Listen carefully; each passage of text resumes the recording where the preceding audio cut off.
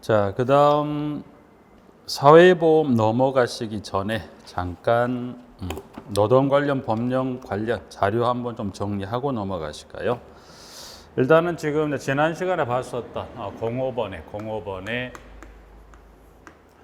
노동 관련 법령 이 부분에 관련해서 지금 나눠드린 지금 자료 첨부된 자료 문항 7번을 잠깐 볼까요? 7번을 봅니다.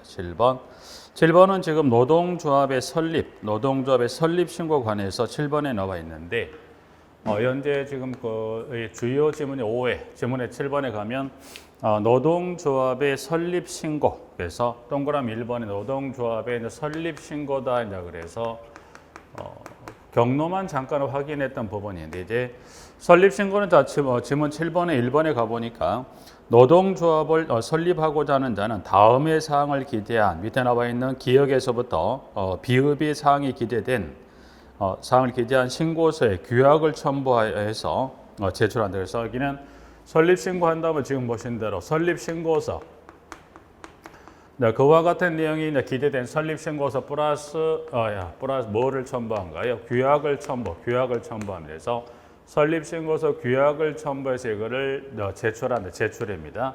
제출을 하는데 제출은 그 노동조합의 성격에 따라서 제출되는 관청이 좀 달라지는데 그래서 그러면 제출은 지금 보시는 대로 관청이 3개가 나옵니다. 3개가. 그래서 관청은 이와 같은 노동조합의 성격에 제출되는 관청이 3가지로 나눠지는데 일단은 지문에 가보니까 자, 규약을 첨부하여 연합단체의 노동조합과 이 이상의 특별시에서 특별자치도에 걸치는 단위 노동조합은 어디에 제출합니까? 고용노동부 장관에게 이 이상의 시, 군구에 걸치는 단위 노동조합이라면 그때는 특별시장, 광역시장, 도지사에게 제출합니다. 이제 그 외란 것은 고용노동부 장관하고 특별시장, 광역시장, 도지사를 제외에게 제출하는 그 외의 노동조합은 누구에게 제출합니까? 그때는 특별자치시장, 특별자치도지사, 시장, 군수구청장에게 제출합니다. 라고 해서 지문 나와 있습니다. 부분들에서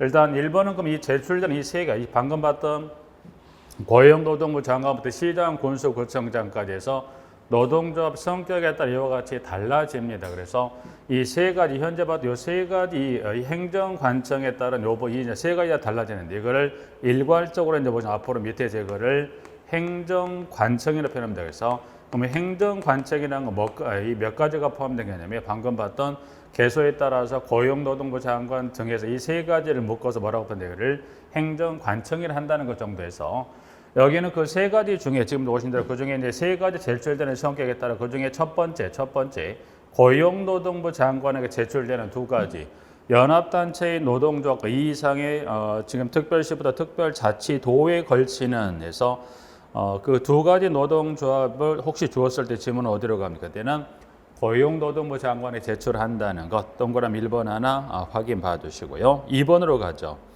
자, 이제 일회 규정에 설립 신고된 사항 중 다음에 해당하는 사항이 변경일 때 그때는 밑에 나와 있는 기역에서부터 리을까지 해서 4가지 사항 중에 4가지 사항 관련해서 변경 사유가 발생하면 변경 신고를 하는데 며칠 이내 변경 신고합니까? 그래서 그날부터 며칠 이내 30일 이내 행정관청에게 변경 신고한다. 그래서 2번은 변경 신고에 관한 기한 며칠 30일 이내 일자 하나 확인 봐주시고요.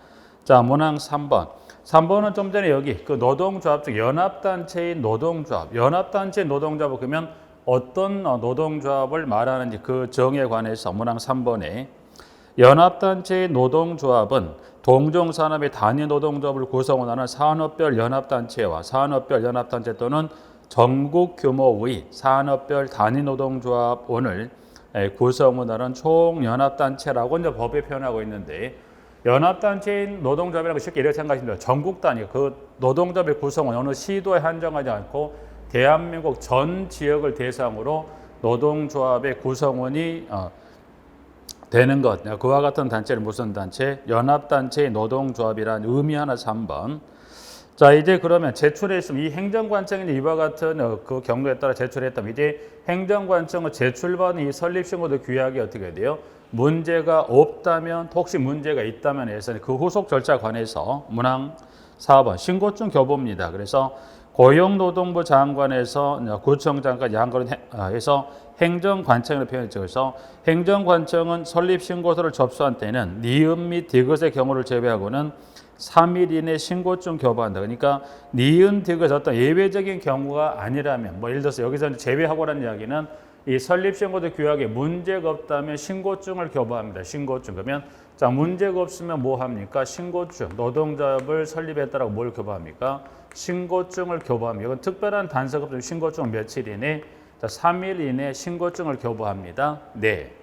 자, 근데 니은하고 디귿의 경우를 제외한다고 그랬으니 자, 질문은 자, 어떤 경우가 있는가? 니은에 가봤더니 니은은 지금 나와 있죠. 관청은 설립신고서 또는 규약이 기재상의 누락 등으로 보완이 필요한 경우에는 지금 디귿에 정하는 바에 따라 며칠인가요? 20일 이내의 기간을 정하여 보완을 요구합니다. 이 경우 보완된 설립신고 또는 규약을 접수한 때는 며칠 이내 신고증 교부합니까? 3일 이내 신고증을 교부합니다라고 해서 문항 나와 있습니다. 그래서 일단 이 문제가 없던 신고증 교부하는 만약 문제가 있으면 뭐 할 수 있다는 거죠? 보완 요구죠. 그래서 질문은 이제 그러면 문제가 있으면 그 규약, 그와 같은 사항의 보완 요구 사항이 있을 때는 보완을 요구하는 보완 요구 기간은 며칠인가? 최대 며칠 이내 기간에서 최대 20일 이내 요 기간 이내에서 보완할 수 있는 어떤 그 지금 기한을 주는 거예요. 그래서 20일 이내 기간을 정해서 보완을 요구합니다라고 해서 자 그럼 보완을 요구했고 보완된 설립신고서 규약을 다시 접수받으면 그 신고증은 며칠 이내 지금 교부합니까? 그러니까 신고증은 현재 문제가 없을 때도 며칠 이내 교부합니까? 3일 이내. 그리고 방금 같은 이 기간 이내 보완을 할 기간을 주고 다시 접수를 받았어도 신고증 교부는 며칠인가요? 3일. 그래서 신고증 교부는 문제가 없어도 3일, 문제가 있어 보완을 하고 다시 재접수 받아도 기간이 며칠? 3일 이내 교부한다는 것에 대해서 일자 하나 봐주시고요. 자, 그 다음에 니은 봐주시고, 그 다음에 디귿은 보완 요구 관련 사유 관련해서 디귿에 설립신고서가 다음 어느 하나에 해당한 때는 뭐 하더라? 보완을 요구한다. 그래서 그 보완 요구 사유 관련해서 디귿에 A, B 하나 봐주시고요. 그리고 리을번입니다. 리을은 지금 이제 보시면 뭐 하겠더라? 이 설립신고서 규약을 보완을 하는 게 아니라 뭐 하겠다는 거죠? 설립신고서 규약을 뭐 해버리겠다? 반려합니다. 돌려줘 버리겠다는 거예요. 어떤 경우면 이거를 보완을 문제가 있어서 이거를 보완한 게 아니라 아예 돌려줘 버립니까? 그래서 지문에 이제 가시면 지금 리을에 이제 가시면 사유가 노동조합으로 인정되지 않은 경우에 5가지 이제 여기는 보시면 지문에 여기는 이제 보시면 니은 현재 노동조합으로 인정되지 않은 경우 5가지 있어요. 즉 노동조합 결격 사유로 해서 반려 사유는 지금 보시면 노동조합의 결격 사유입니다. 결격 사유. 그래서 노동조합의 결격 사유에 해당한다면 하나, 그리고 이 사유에 해당해야 될 수도 하나, 그 다음에 두 번째가 지금 보시면 좀 전에 여기 보완은 며칠 이내 기간을 줄 수 있다. 최대 20일 이내 기간을 정해서 이 기간 이내에 보완하라고 그랬는데 요 기한이 넘어가도록 보완했다 안 했다. 보완하지 않았다. 그러니까 보완했던 이 기간, 요 기간 이내 이걸 보완했다 안 했다. 이 기간에 보완하지 않은. 그래서 사유는 노동조합 결격 사유에 해당하거나 또는 이 기간, 즉 20일 이내 기간을 주고서 보완하는데 그 기간 다 보완했다 안 했다. 안 했다는 둘 중에 사유 하나에 해당하는 그때는 뭐 합니까? 이때는 설립신고서를 이때는 돌려준다. 그래서 이 반려사유는 둘 중에 하나입니다. 그래서 결격 사유에 해당하거나 또는 지금 그 보완하는 요구할 수 있는 기간을 줬음에도 불구하고 그 기간 내에 보완을 하지 않았을 때 그때는 돌려줍니다라고 해서 리을하고요. 미음. 노동조합이 설립신고증을 교부받은 후 설립신고서 반려사유가 발생한 경우에는 행정관청은 30일 이내 기간을 정하여 시정을 요구하고 그 기간 내 이를 이행하지 아니하는 경우에는 당해 노동조합에 대해서 법에 따른 노동조합으로 보지 아니함을 통보합니다. 비읍 관청은 노동조합에 설립신고증을 교부하거나 미음의 규정에 통보를 한 때는 지체 없이 그 사실을 관할 노동위원회와 당해 사업 또는 사업장의 사용자나 사용자 단체에게 통보합니다 되어 있고요. 마지막 시옷 잠깐 볼까요? 시옷. 노동자의 신고증, 노동자의 신고증을 교부하다. 신고증 교부 좀 전에 문제가 있던 어떤 며칠 이내에 교부한다. 3일 이내에 교부한다고 그랬어요. 그러면 신고증이 교부된 노동조합이 문을 연 것으로 본다. 그러면 신고증이 교부된 노동조합의 설립 시점이 그러면 노동조합이 신고증을 교부받았다면 언제 노동조합은 설립한 것으로 볼 거냐. 그래서 마지막 질문이 지금 보시면 시옷에 노동조합이 신고증을 교부받은 때는 설립신고서가 접수된 때 설립된 것으로 본다고 그랬습니다. 그래서 여기는 설립신고서가 뭐 한 때, 여기는 접수된 때, 그 설립신고서가 접수된 때 소급해서 뭐 하겠다, 효력을 갖겠다는 거죠. 그래서 여기는 교부 시점이 아니라 언제, 이 설립신고서가 접수된 때 노동조합이 설립된 것으로 보겠다까지는 좀 정리를 좀 해 놓으실까요? 7번이 이제 노동조합 설립 신고에 관한 절차를 쭉 한번 7번을 통해서 한번 정리해 드렸고요. 자, 그다음 여기 이제 이 관련 법령에 또 하나 여러분들이 주요하게 살펴보실 부분들이 현재 지금 주요 지문 정리 문항 번호 2번 한번 보실게요. 2번을 한번 잠깐 보시죠. 2번.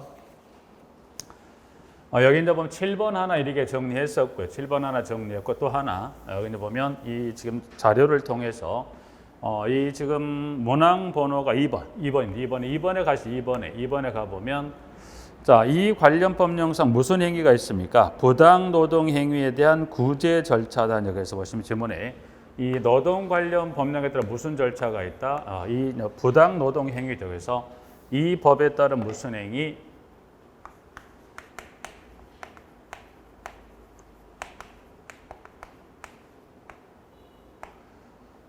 여기 이제 보시면 기본소 할 때 설명을 잠깐 드렸었던 부분들인데 노동행위는 노동행위다 누가 사용자가 해서는 안 되는 부당한 노동행위가 있어. 그럼 이 부당한 노동행위에 누가 권리를 침해당했습니까?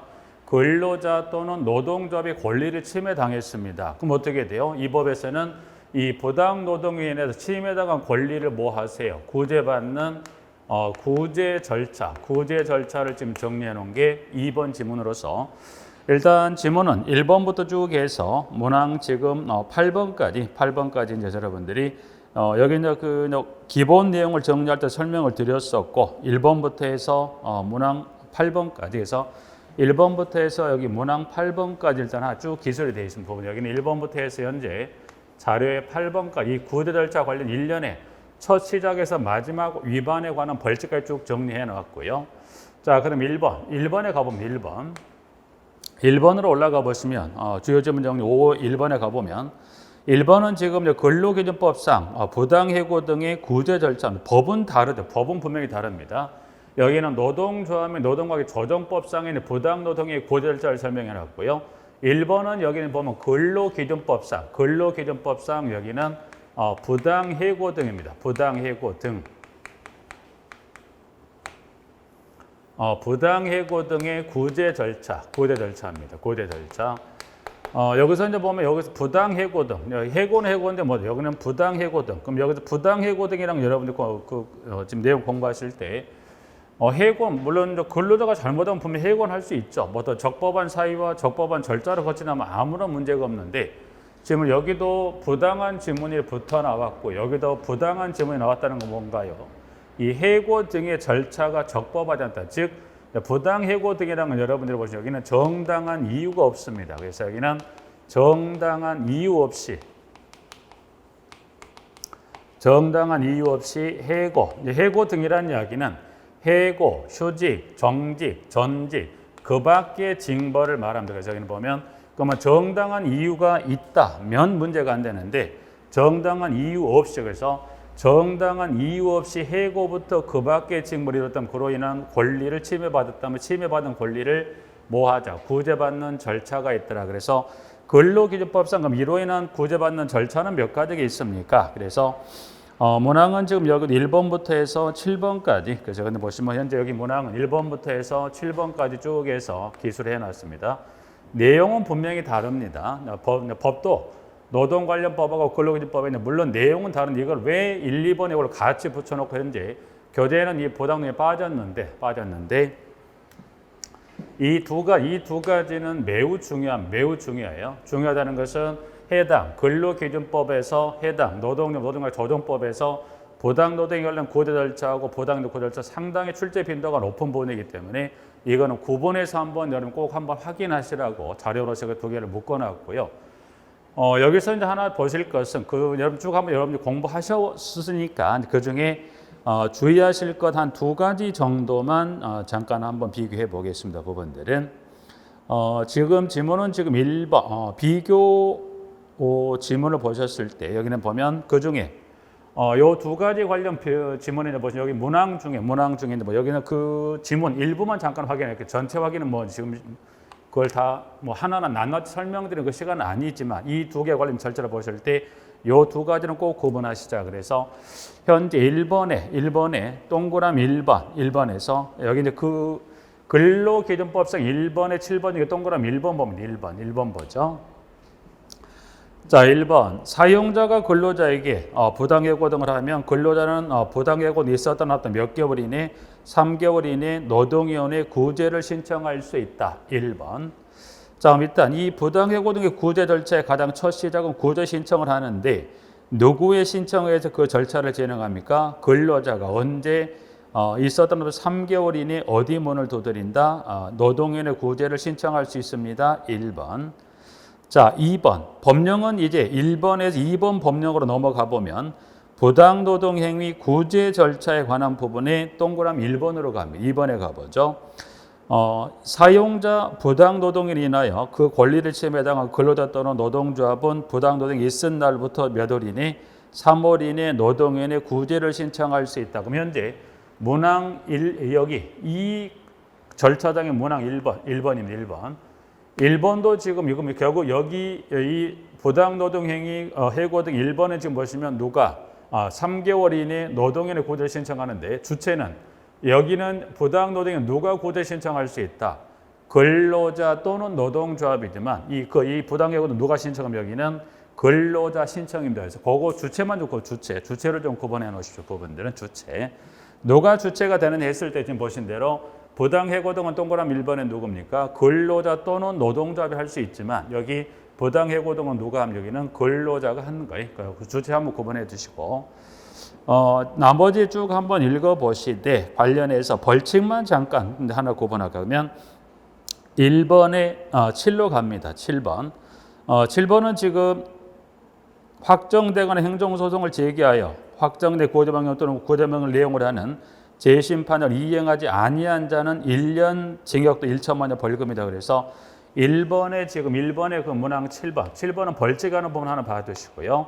2번도 그 관련 벌칙은 문항의 8번인가요? 그래서 2번에 노동 관련 법령의 문항 8번으로 갑니다. 8번에서 근데 8번 한번 가볼까? 8번도 마지막 벌칙입니다. 그래서 노동 관련 법령의 8번에 갔을 때 확정되거나 행정소송을 제기하여 확정된 구제명령 위반하는 자는 3년 이하의 징역 또는 3천만 원 이하의 벌금에 처합니다라고 이제 해서 문항 8번.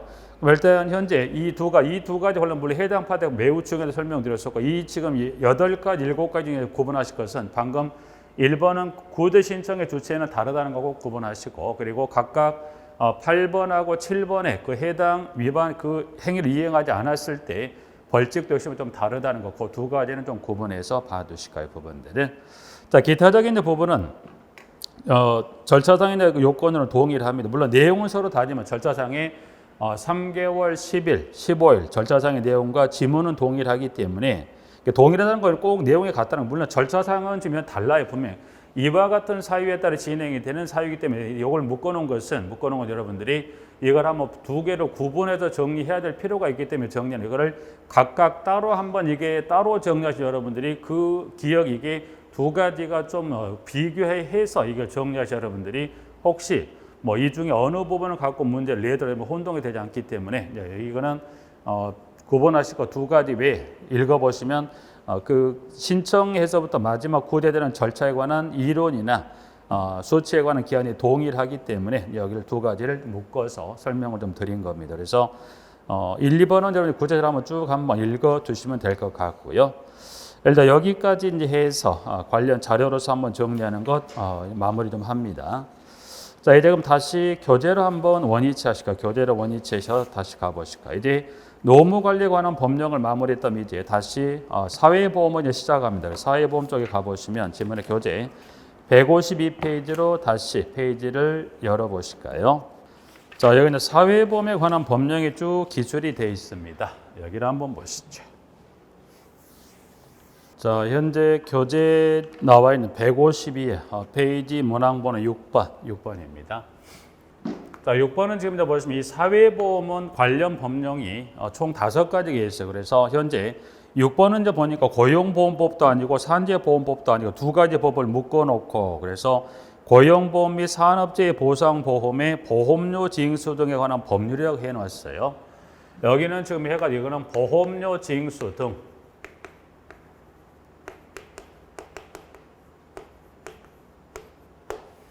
여기는 현재 산재보험법하고 고용보험법, 여기는 산재보험법, 고용보험법 기존에 다 있고 그걸 공부 일부는 좀 수록이면 공부할 건데 기존 산재와 고용보험법에는 무슨 규정만을 산재보험법 뽑아보고 여기 고용에 뽑아왔었냐면 보험료 징수에 관한 규정만 기존 고용보험법에서 산재보험법에서 뽑아와서 두 가지 관련 법에 이 징수에 관한 법률로서 만들어진 법이 이게 관련 보험료 징수에 관한 법률입니다라고 해서 이렇게 정리해 놨습니다. 부분들은 여기서는 이제 보시면 지문에 그 나와 있는 대로 지문들은 그래놓고 밑에 이제 보시면 지금 이 법률이라고 해놓고 여기다가 이제 그 기타 4개 사회보험에 관한 걸 여기다 묶어놨는데 여기서 이제 현재 교재에서 살펴보실 부분들은 지금 법률이라고 해놓고 위치를 또 밑에다가 산재보험, 고용보험, 국민연금, 건강보험이라는 데서 그걸 내놓고서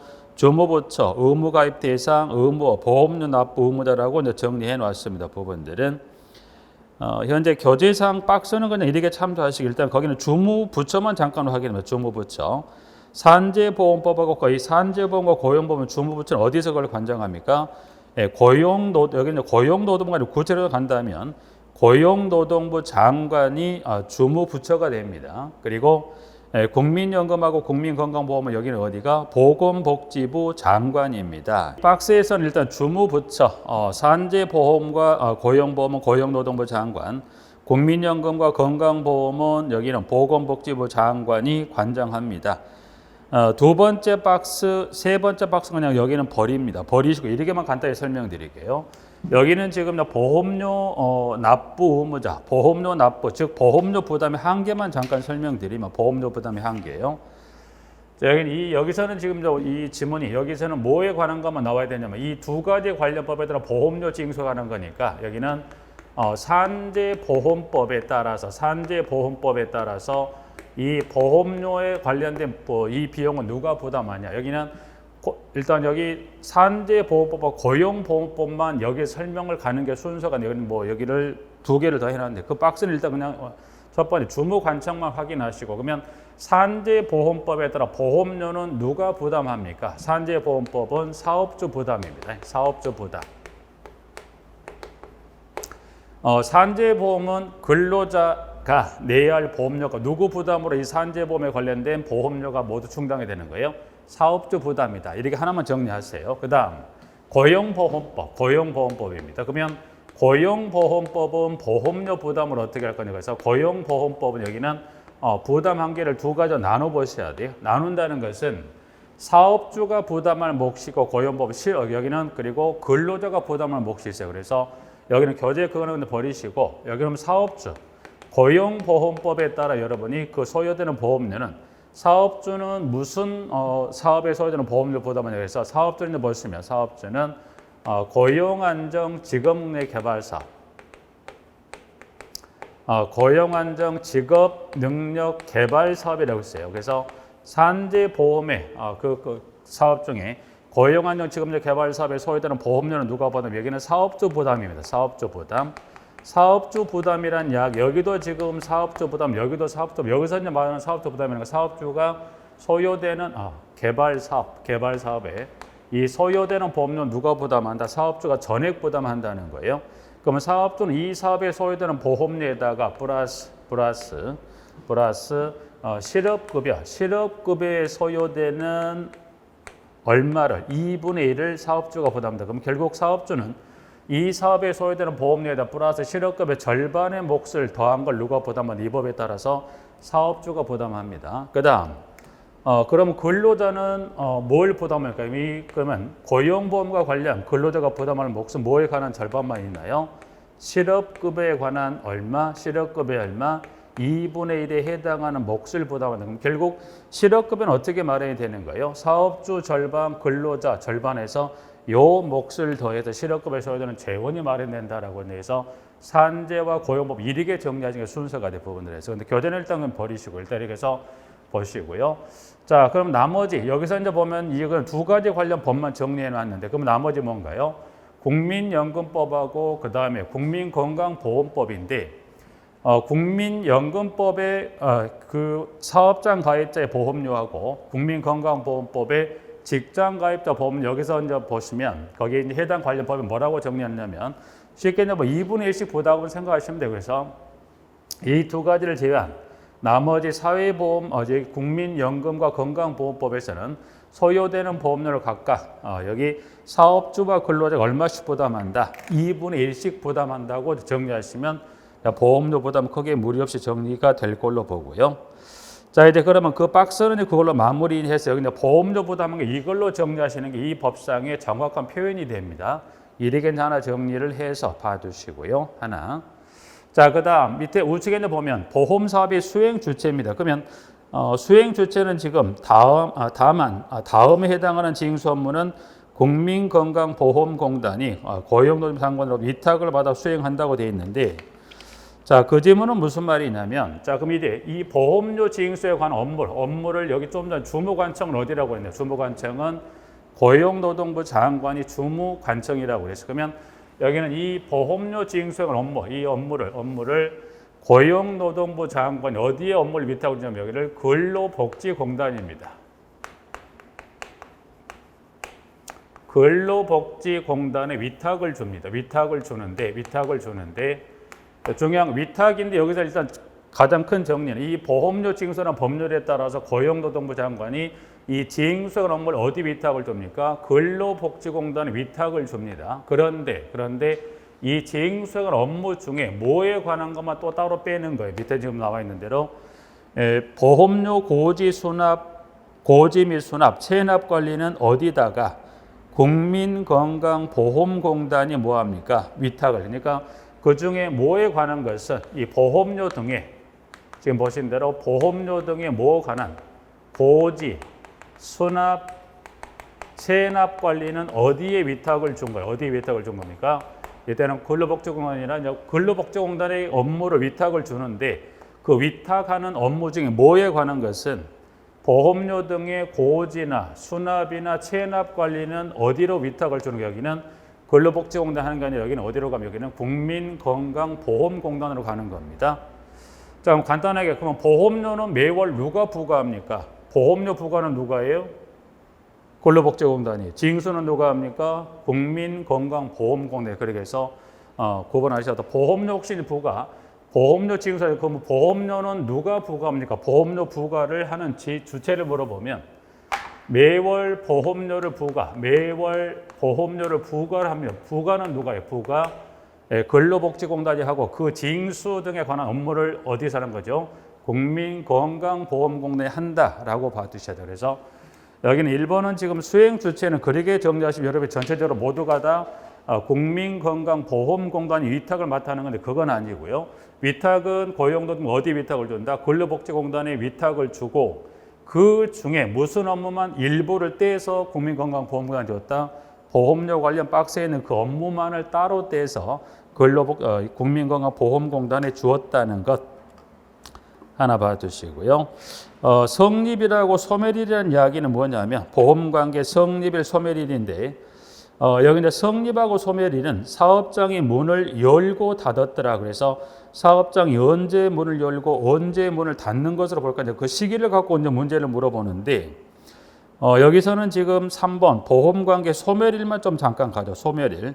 그러니까 보험관계 소멸이라는 것은 문을 닫았다는 겁니다. 문을 닫았어요. 그러면 사업장이 문을 닫았다면 언제 사업장이 문을 닫은 것으로 행정 처리할 거냐 그래서 3번은 사유가 총 4가지가 있습니다. 그래서 1번에 사업이 폐업되거나 끝난 날이 다음 날에서부터 2번, 3번, 4번에서 근로자를 사용하지 아니하게 된 사업의 경우에는 근로자가 사용하지 아니한 첫날부터 1년이 되는 날이 다음 날. 그럼 결국 그 지문을 갖고 물어보는 거는 뭘 물어봅니까? 여기다 보면 지금 현재 사유를 성립일에 관한 사유를 주거나 또는 소멸일에 관한 사유를 줬을 때 여러분이 여기서 구분하실 것은 시기를 여러분이 구분하죠. 여기서 말하는 시기란 건 이 행정처리 시기입니다. 이 행정처리 시기를 여러분이 구분할 수 있는, 그래서 시기는 결국 이 소멸 또는 성립에 주어진 사유에 따라서 그날 또는 그날의 다음 날인지를 여러분들이 구분하실 수 있냐가 시험 문제 가시는 포인트가 되는데, 예를 들어서 만약 소멸일에 관련 사유 여기다가 소멸일에 관련 여기다 그 사유를 하나 준 게, 예를 들어서 소멸일에 관련된 3번에 1번에 가보니까 사업이 폐업되거나 사업이 폐업되거나 끝났다면, 그럼 예를 들어 사업이 폐업에 문을 닫았어요. 사업이 폐업했습니다. 그러면 사업이 폐업했다면 그 해당 사업장은 언제 사업장이 문을 닫는 것으로 행정 처리할 거냐? 폐업한 그날 사업장이 문을 닫는 걸로 행정 처리할 것이, 아니면 다음 날에 했을 때 뭐라고 돼 있어요?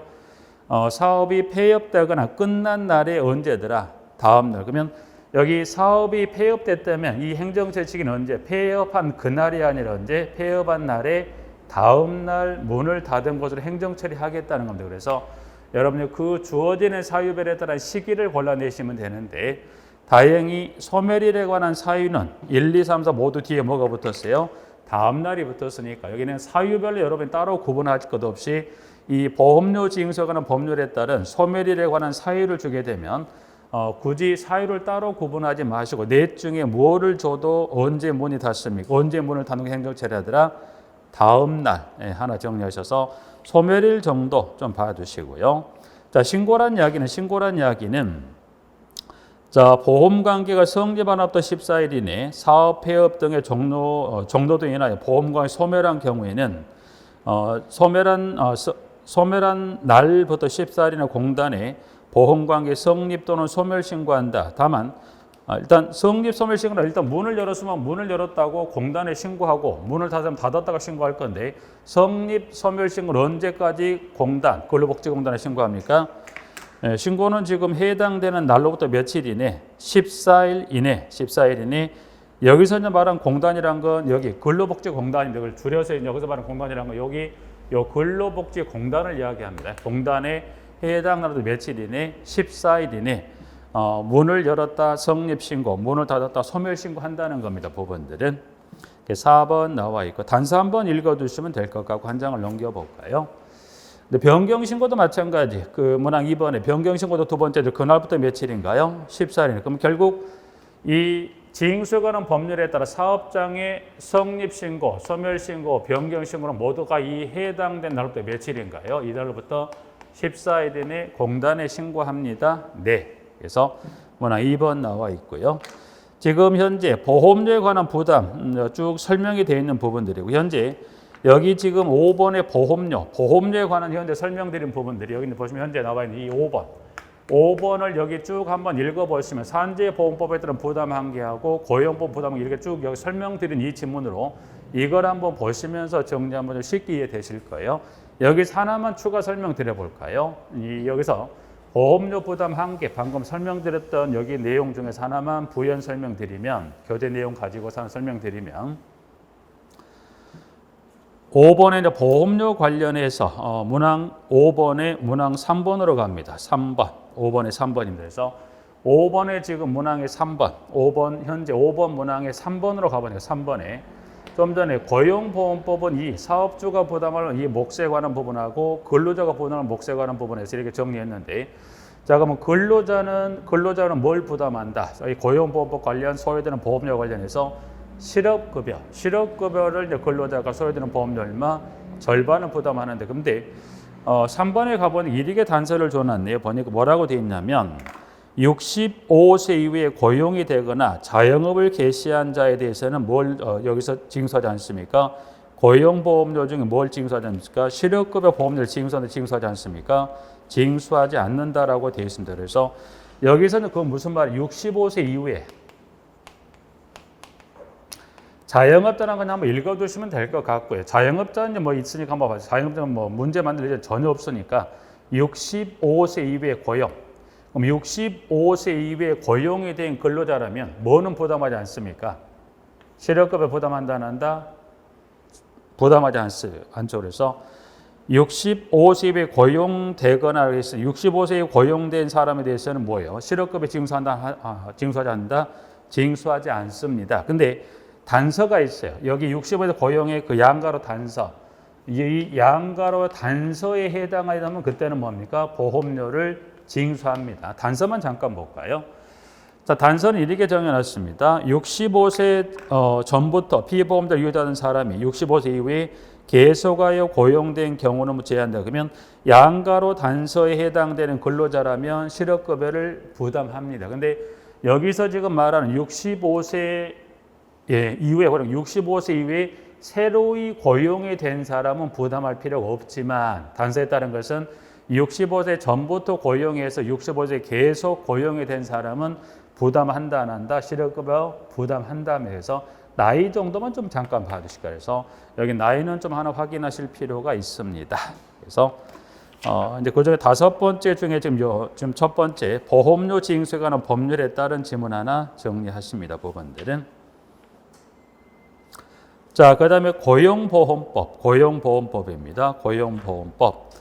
자, 고용보험법 이제 보시면 다음 어느 하나 해당한 장 이 법을 적용하지 않는다라고 이제 해서 고용보험법의 적용 제외 대상자 범주를 좀 정해 놓은 게 있는데 여기는 고용보험법의 적용 제외 대상자 일부가 지금 일단 그 중에 하나 잠깐 보자. 일부 하나 보죠.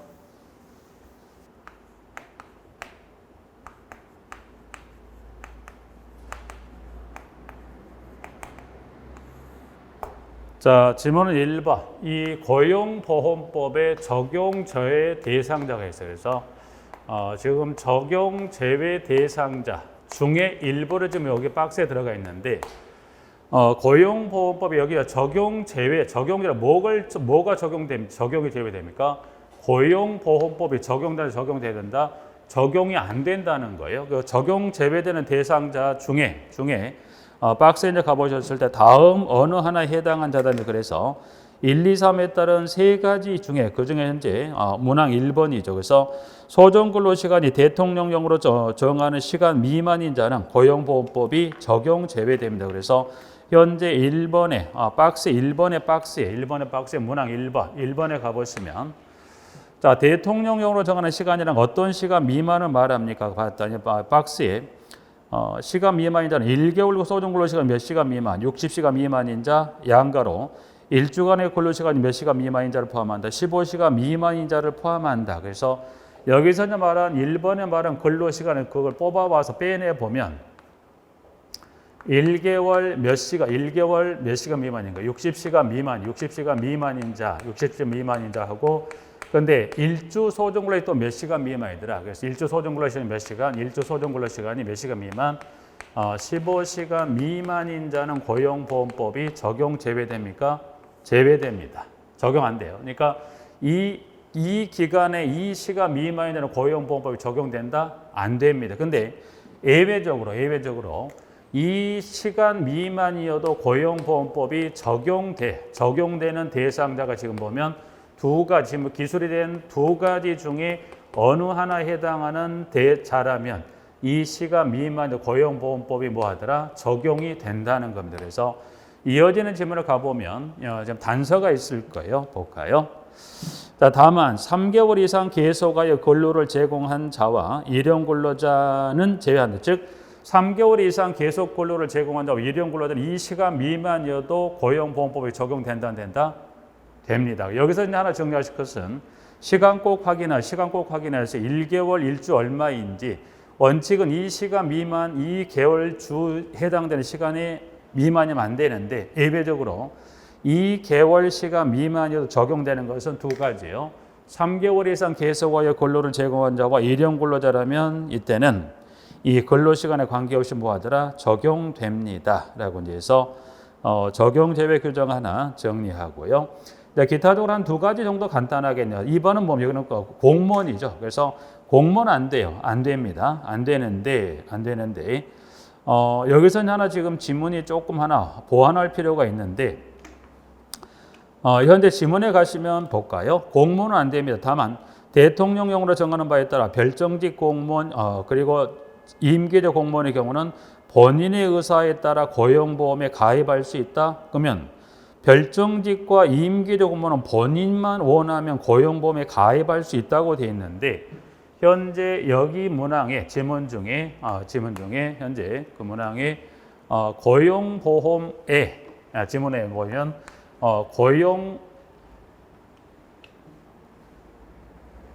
고용보험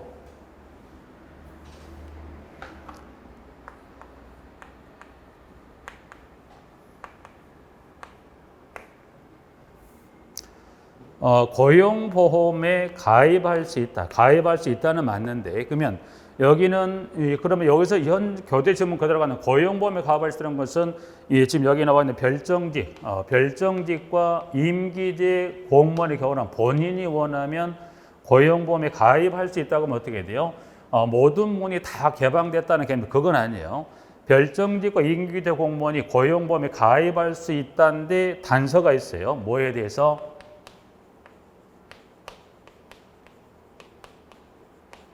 요 단서가 이제 빠져서 모든 걸 다 문을 열어준다는 게 아니라 뭐에 관해서만 실업급여에 한정한다는 것은 어떤 사업에 되니까 별정직 임기대 공무원이 고용보험에 본인이 원하면 가입할 수 있는데 쉽게 말하면 모두 개방한 게 아니라 뭐에 관해서만 실업급여에만 한정한 요 단서가 들어가는데 요 단서가 좀 빠졌어요. 그래서 고용보험인데 여기는 실업급여에 한정한다. 요 단서를 하나 넣어주셔야 지문이 맞습니다. 그래서 하나.